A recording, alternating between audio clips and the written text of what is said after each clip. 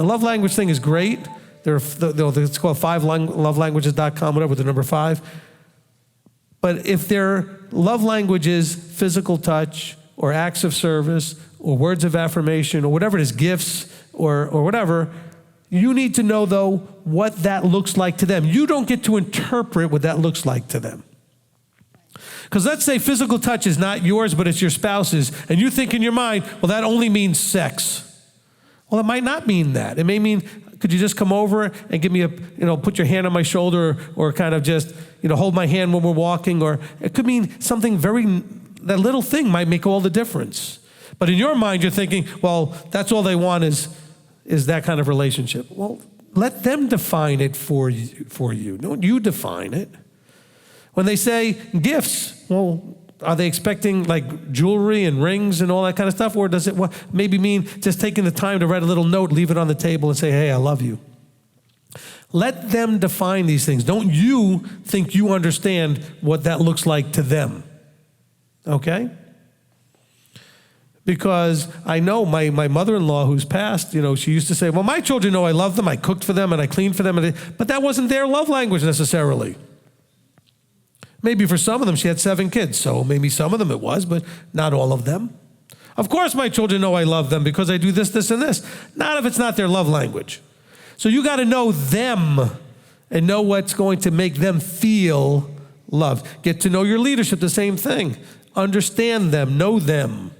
So thank you for bringing that out, Craig, because that is a problem in our relationships. We do it the way we think the other person should know. Well, of course he knows I love him. Of course she knows I love her, but that's not, if that doesn't work for them, that doesn't do it. Well, I buy her all these things and I do all these, but she doesn't care less. Gifts isn't her thing.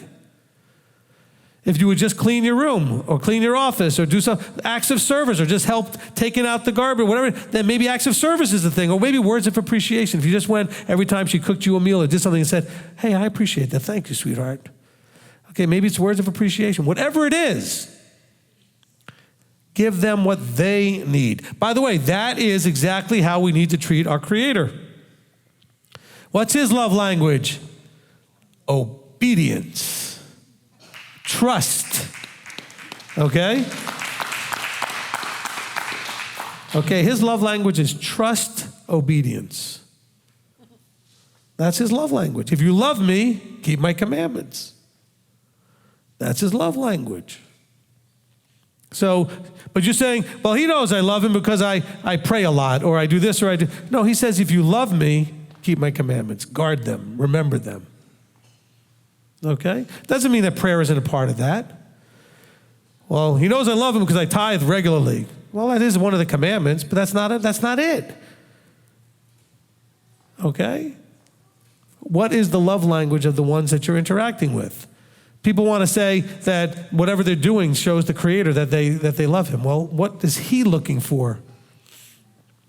Oh, all of Christianity. Oh, man, we love. But he says, but if you love me, you'll do this. This shows me that you love me.